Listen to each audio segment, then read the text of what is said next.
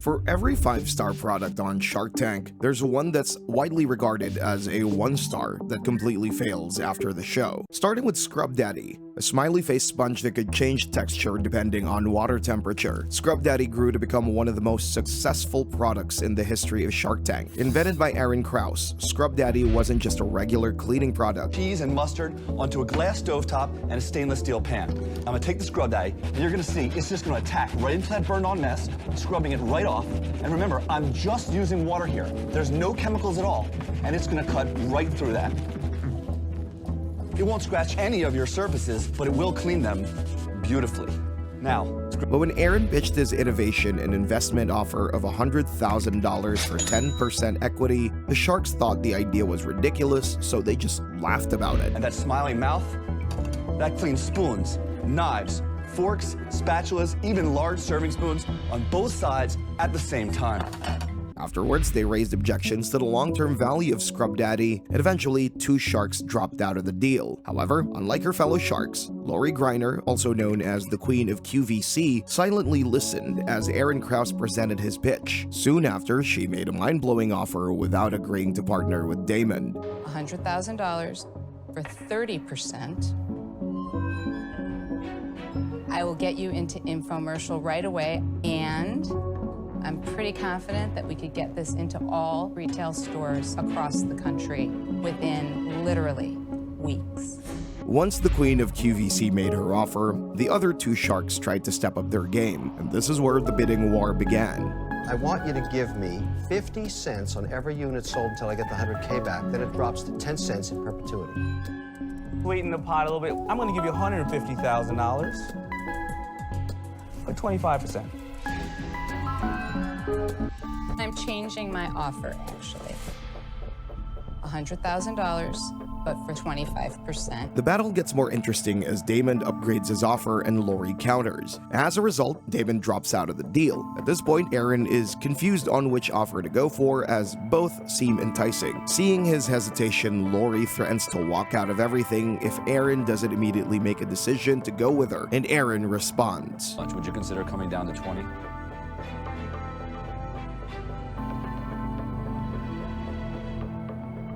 You know what, I will. I'll go to 20. We got a deal. In the end, Aaron Krause walked away from the Shark Tank show with more than what he initially asked for. That investment proved to be the stepping stone for Scrub Daddy. After that day, QVC sold over 40,000 pieces of Scrub Daddy. Before Shark Tank, Scrub Daddy was only doing $100,000 in sales, but after 10 years, a lot has changed. The company has 273 employees. We have 160 products, and we're sold in 257,000 retail locations. Scrub Daddy is one of the top 5 grossing companies in Shark Tank history, doing over $670 million in retail sales. Scrub Daddy has also expanded into multiple countries. One manufacturing facility, which was in Germany, and now we moved our manufacturing into Chattanooga, Tennessee, and New Jersey. What an incredible milestone. We just closed on our acquisition and expanded into Hungary. Amazingly, Lori's 20% equity in Scrub Daddy is now valued over $100 million. This is one of the few unsuspecting products on Shark Tank where the other sharks regret not saying yes to investing a product. Is there anything you've ever missed on Shark Tank that you wish you got? I usually say no, but the company that I have to regret is one I lost the bid on. I lost it against Lori, and it is a stupid-looking little sponge. Is it Scrub Daddy? Every time I go in the store, there's the scrub mommy, scrub baby, scrub dad, and they're smiling at me, and Lori's like, aha, look what happened, and it burns me. But the company's success wasn't only because it was featured on Shark Tank. It was because Aaron had a genuinely good product that people wanted to buy on a recurring basis. What you find out is that this is an uncomfortable way to hold the sponge. Like, this is not the shape of your hand. Actually, that's the shape of your hand. And it turns out that a circle is the easiest thing to hold on to.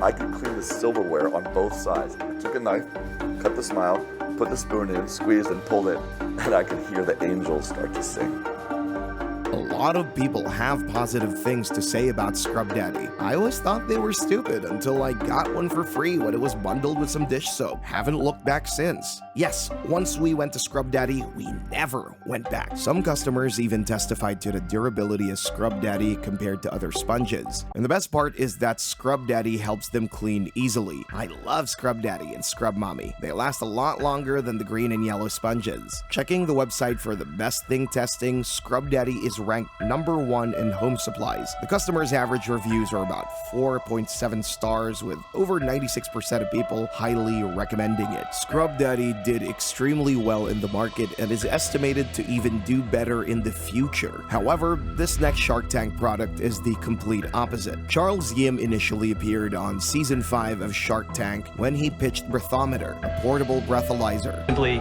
retract the audio jack, plug it into the smartphone, activate the app. Within a matter of seconds, you'll be able to know what your breath alcohol level is. The sharks seemed impressed with his presentation. They even got more interested when Charles reveals he had already sold 4,000 units of this product at $49.99, generating $140,000 in revenue. Consequently, this leads to Charles getting his first offer, which is double the amount he initially asked for. Afterwards, he gets another offer. Right. What I'd like to do is offer you $500,000 for 20% of the company. I'll give you $250,000 for 15%. You wouldn't have to lose that much equity then. That's not bad. Okay. That's much less dilutive than Mark's 20%. Seeing that all the sharks seem to see the value in his offer, Charles makes a proposition to open the round to all the sharks. But Mark immediately says no to partnering with the other sharks. The bidding floor becomes more tense as Charles gets his third offer. Here's what I'll do, Charles. I'll give you another $250,000 if Kevin will have me on that. I'll do it. To convince Mark to join the other sharks, Charles promises him the lion's share. That is, the greater part of the equity. Yet that's not enough. He gets into a tight corner as he has to come up with a really good offer for all 5 sharks. After a brief moment of thinking, he proposes his offer, and the sharks come to a unanimous decision. Would you be okay with taking, say, 300, doing 300,000? They split up the 700 amongst them. All 5 sharks will give you $1 million, $500,000 for Mark Cuban for 15%, and $500,000 split amongst the 4 of us for the other 15%. So $1 million for 30%. This right here was how Charles Yim made history when all 5 sharks invested in his product. After Breathometer's appearance on Shark Tank, people made bulk orders which helped it earn $1 million in sales within months. The product performed well in the market for a few years. Even so, Yim went further to release a Bluetooth version of the product, Breeze. Breathometer seemed like a hit product, but not for long. It all began when the sharks started noticing some inconsistencies in the product's sales margin and started asking questions. That was not a number you were advertising. We were talking a $10 million number for Breathometer. We only delivered just over 4. You had much bigger aspirations. The value of the company right now, Breathometer sits at $50 million. Okay, so it's $50 million. On paper, I'm thrilled. Right. I, as a shark, have made more than 10 times on my money. Right. But it's just on paper. This company that's worth almost $50 million, 80% of its value is on a product that hasn't even shipped yet. Charles has bet the farm on one product. If he doesn't deliver, the sharks have to go to the grave and kiss their money goodbye. And this company's not worth anything anymore. Soon after, many users of Breathometer observed some irregularities in the product. On the Best Buy website, many consumers pointed out that the product was easy to use, but the accuracy was a serious problem. Everything came crumbling down when the FTC investigated the device and found out that its blood alcohol readings were unreliable. The dangerous truth was that Breathometer was under-reporting alcohol levels. But that wasn't even all. The company had claimed that it was FDA registered and law enforcement grade. However, these claims were completely false. Although the company knew that their product was unreliable, they kept selling them for years. And in 2016, when the app was quietly disabled, Breathometer had already pulled in more than $5 million in sales. Because of this, authorities called it out, sued the company, and asked for refunds for all the customers who bought the Breathometer from 2013 to 2015. Dude scammed all 5 sharks. They were actually goldfishes. It's crazy how Charles Yim got the sharks to to invest in his faulty device, which showed wrong readings of alcohol intake. Charles is a smart guy.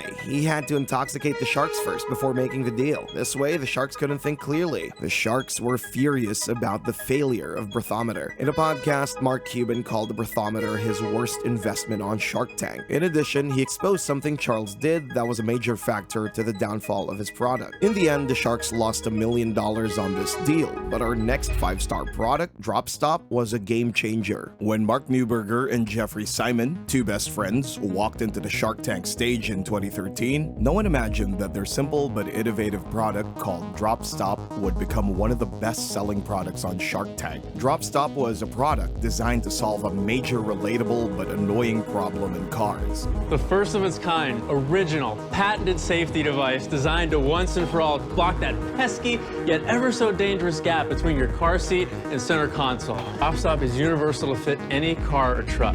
The built-in slot is designed to fit easily around the seatbelt catch like so, which anchors it to the seat so it can never fall through to the floor. Because Mark and Jeffrey knew the struggle of losing items in the car crack, which they called the Carmuda Triangle, their energy was contagious when they pitched their offer of $300,000 for 15% equity. The sharks laughed because they could relate to the problem this product was trying to solve, but they were skeptical, so they asked questions.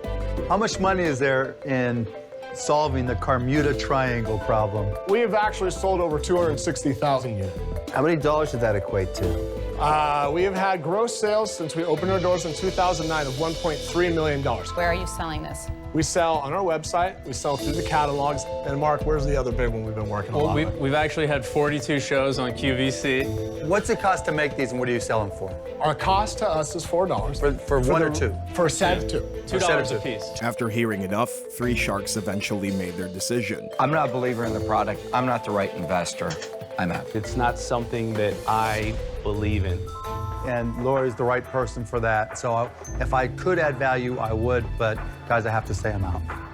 But it wasn't over for DropStop. Mark and Jeffrey soon got their first offer. Every time you sell one of these foam weenies, I get $2 back. Kevin's offer didn't sit right with Mark and Jeffrey. However, their disappointment didn't last for long. The queen of QVC instantly spotted the potential in this product, calling it a hero product. She seemed like the only one who genuinely believed in DropStop, and she didn't waste time to give her life-changing offer. I'm going to offer you the $300,000, but I'm going to ask for 20% because I understand what it's going to take for me to do all of this. Mark and Jeffrey excitedly accepted Lori's offer, and the rest, they say, is history. After Shark Tank, DropStop exploded in sales. Lori put it on QVC, where live demonstrations made it an instant hit. From there, it went into Bed Bath & Beyond, Walmart, Amazon, and over 13,000 retail locations worldwide.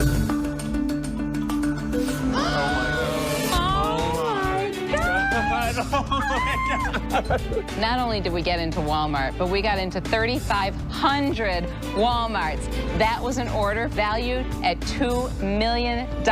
Within just a few years, DropStop has experienced massive success, with an estimated valuation of nearly $30 million, selling 2.4 million units with $24 million in revenue. It's interesting to see how much value this simple product has brought in the lives of car owners around the world, but it's worthy of note that the birth of this innovation didn't just come by chance. Mark Neuberger talked about something that happened that pushed him and his best friend to invent DropStop. We came up with the idea of DropStop after my phone fell. I took my eyes off the road, nearly hit a pedestrian, and almost smashed into a pole. Don't drop and drive. Keep your eyes on the road, not in your gap. As a result, Mark and Jeffrey's innovative idea, DropStop, has not only achieved success in sales alone, but has contributed to reducing traffic death.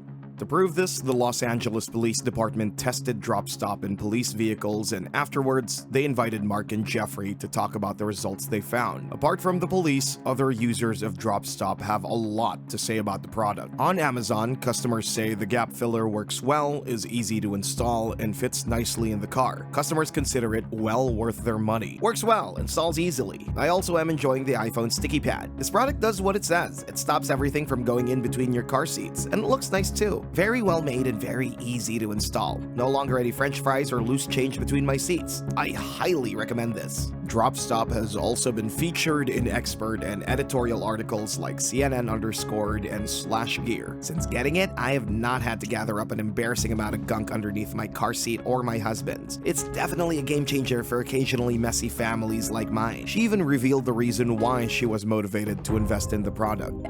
This is genius, and the reason I did the deal on Shark Tank is because I've had loved ones that have died in car accidents, and so to me, anything that can make a car safer, I'm in. Even though DropStop was a simple product, it brought $1 million solution. In contrast, Body Jack was a lot more complicated. Invented by Dr. Jack Barringer, a 66-year-old man, Body Jack was a fitness device designed to make push-ups easier. So when Dr. Jack appeared in season 1 of Shark Tank, he confidently pitched his innovation to the sharks. Even so, the interesting thing about the product was not the product itself, nor was it his offer of $180,000 for 20% equity. It was the idea behind the product and the problem it was going to solve for millions of overweight people. But my doctor here a couple years ago, and I've always had a problem with high blood pressure. To get the weight down, he wanted me to go home and do push-ups. And so I went home, got on the floor, and started doing push-ups. I got about a half one in, and I collapsed. I'm 65 years old, weigh 260 pounds, and I just couldn't do push-ups. But the amazing part was how this product was going to solve the problem. Is a series of these bands, and there's different weights on those things. And so just by simply changing the band system on this thing, you can get either 100 pounds, 125, 150. The heavier the weight, the easier the push-up. Exactly. The sharks were unconvinced, especially because Jack was selling a product to help older people lose weight, but his weight wasn't impressive enough. Additionally, Jack seemed to be a lifelong entrepreneur with millions of sales to his name, so why would he come to the Shark Tank asking for funding? Kevin didn't find the company's valuation worth investing in, so he dropped out. Robert also didn't believe in the potential of Body Jack, so he followed suit. Now, with two sharks out of the game, the future of Body Jack seemed uncertain until Jack received an interesting offer, but with a big catch. For 90, Barbara's in for 90. We own 50% of the company. You have to lose 30 pounds. Do we have a deal? Before Jack has a chance to respond, Damon jumps in with his own offer of $180,000 for 50% on all of Cactus Jack products, including the Body Jack. The offer seemed ridiculous, but accepting it would mean that Jack won't have to lose 30 pounds like the first offer. After considering the two options, he makes a decision. It was that the two of you put up 90,000 apiece. And you lose 30 pounds. I lose 30 pounds. Cactus Jack, he's your man. If he can't do it, no one can. You're on. I'll take your deal. Very few people, including Kevin O'Leary, believed that this deal would go through because of the condition attached to it. Since Jack was 275 pounds when he appeared in Shark Tank, he was supposed to go down to 245 pounds or lower than that. It seemed like the odds were not in his favor, but something interesting happened. The deal was finally on, but the success of the product involved more than that. However, with Kevin Harrington's expertise in the fitness industry, Body Jack was able to get the exposure it needed. Needless to say, this partnership meant everything to Cactus Jack. I believe so much in Cactus Jack's Body Jack that I brought into this show with some of the biggest names in the business. Kevin announced he was going to actually shoot an infomercial on the product. It's just like a dream come true. We're here to debut the Body Jack by Cactus Jack. Apart from putting the Body Jack device on the big stages, Kevin also helped to produce an infomercial selling the Body Jack, and within months, the company was making record sales. Introducing the incredible new Body Jack fitness system. When Barbara and I made our deal with Cactus Jack, I knew that the infomercial was the best way to sell this product all around the world. My company has the chance to do tens of millions of dollars in business. It was a new era for those people who found traditional push-ups challenging and stressful, because with the Body Jack, they could exercise comfortably without much effort. Everything seemed to be going well for Body Jack until something happened. In 2012, the Body Jack website ceased operations, but no one knew exactly what the root cause of this was. However, when we look at some reviews, some consumers had something to say. Tax Evader invents junk. This product sucks.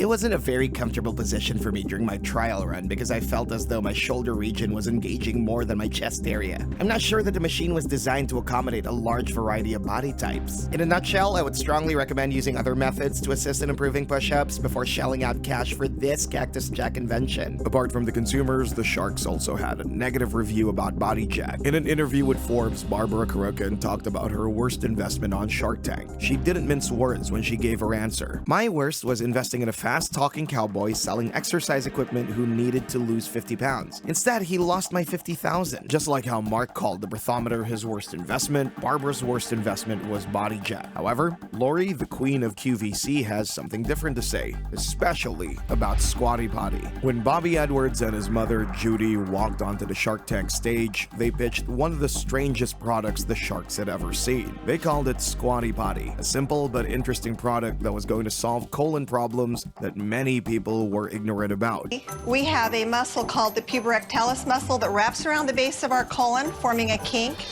And when we're sitting on the toilet, this kink only partially relaxes. Only when we are in a squat position does this muscle completely relax and allows us to have a complete and full elimination of our waste. Apart from that, it would change the way millions of people around the world would use the bathroom. A simple stool that's been carefully designed that allows the user to squat in a healthy position while still enjoying the comfort and convenience of their Western toilet. And when not in use, it stores neatly away. Sharks found the idea of selling a footstool that simply elevates the one someone sits on the toilet amusing, so they laughed uncontrollably. But everything changed when they found out how much sales Squatty Potty was raking in every year. Holy crap, you're selling, right? There's a crap load of money in Squatty Potty. No, seriously, you're selling $2.7 million online? I think I know. Now, the sharks were paying attention, but even so, they were still in doubt. After a heated debate about the potential value of this product, Robert's skeptical about people changing their mindset about bathroom habits, so he makes his decision. My first instinct was, I just don't see it. I'm out.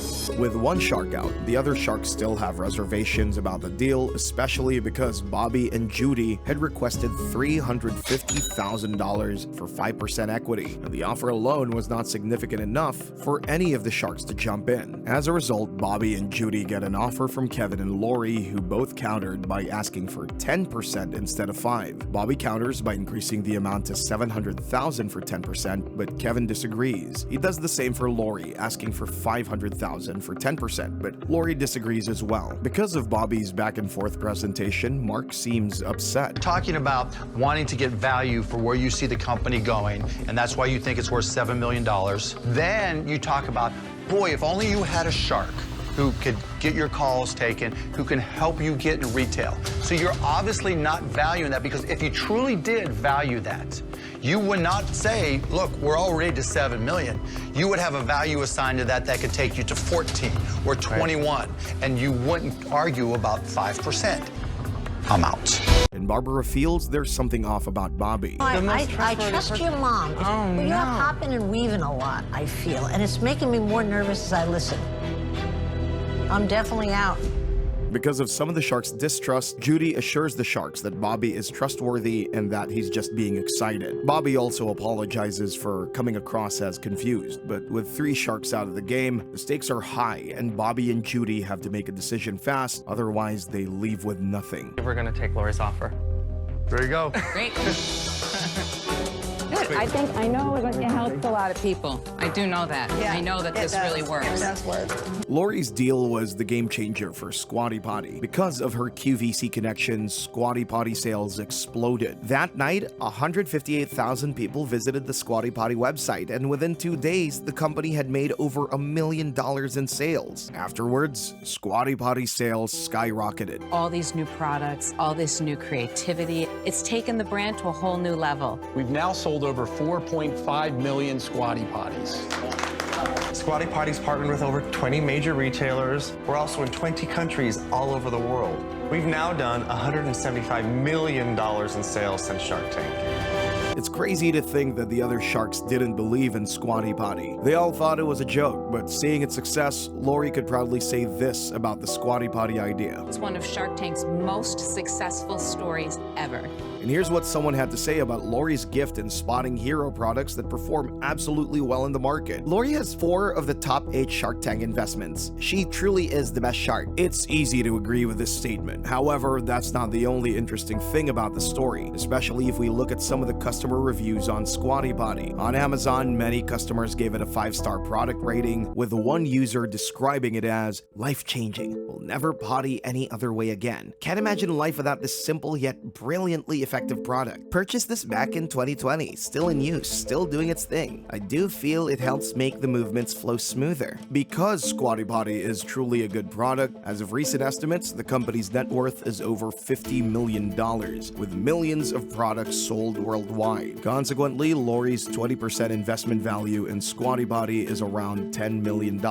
However, Lori's investments in Shark Tank are not always the win. This is what happened to the BM Butter Sprayer. The world's first butter sprayer that was pitched by Doug Foreman in Season 8 of Shark Tank. Because of his credibility as a food entrepreneur with 2 successful products, Guiltless Gourmet and Benito's Chips, Doug was able to get the attention of the sharks. Interestingly, he seemed to be bringing a lot to the table. First, his expertise and experience in the food industry, and then his innovation, which was intriguing to the sharks. Doug asked for $500,000 for 5% equity with a huge $10 million valuation, and he backed it up with confidence, explaining that he had patents pending and had already raised significant funds outside of Shark Tank. As a result, the interest of the sharks increased, but not without making further examinations on the product and business. After that, the offers started pouring in. As usual, Lori was silently observing, and when she spoke up, the other sharks who had already made an offer instantly knew she was a threat to them. The turning point came when Robert asked Doug if he was open to producing a lower-priced model of this product in addition to the high-end. When Doug affirmatively confirmed that he would, Lori jumped in with her own offer, and soon Robert followed suit. Doug seemed calm, composed, and sluggish, and this attitude triggered some of the sharks. Things start to get very tense as the sharks seem to display some jealousy in the tank. First, Damon becomes agitated that Doug was being indecisive, and soon after, when Doug confessed that he desired to have Mark Cuban as a partner, Robert did something very drastic. Because of this, Mark Cuban quickly mentions that he has no interest in investing.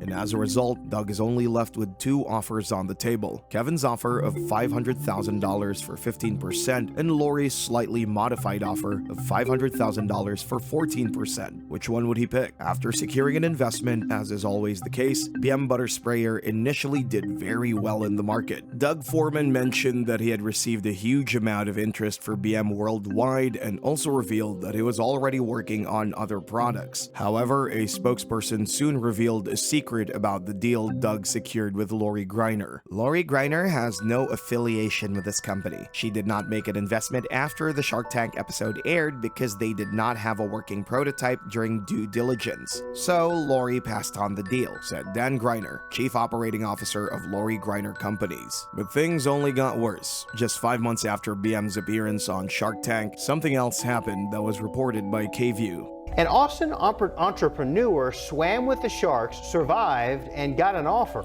Now, he's getting complaints instead of bites on his product. KVU's Molly Oaks spoke with the Better Business Bureau about the dozens of complaints they've received about the butter sprayer Beam. According to KView, by 2018, 33 complaints had been received from 18 different states all across the country, including 4 in Texas, with grievances ranging from no refunds to products that just didn't work properly. Because of this negative feedback, the company released Beam Butter Sprayer V2. This version came with a rechargeable pack and was used in spraying chocolate as well. But sad to say, the deed had already been done. Consequently, the product was simply dead on arrival. I am on my 3rd replacement. I ordered it the first time it premiered on Shark Tank, took forever to get it, it failed, they replaced it with a V2, it did not work, they replaced it with another, and it failed. On Amazon, a customer gave it a 2-star rating. While it might be a good sprayer for oil, there's no way for it to melt butter, which is the purpose I bought it for. There's no heating element of any kind, and the opening's so small that I could only put in small slivers of butter to see if there was a magic way the butter would melt once inside, but no. Unlike most of Lori Greiner's investments, BM Butter Sprayer was a massive flop. Thankfully, Lori saw the fire and jumped out before it was too late.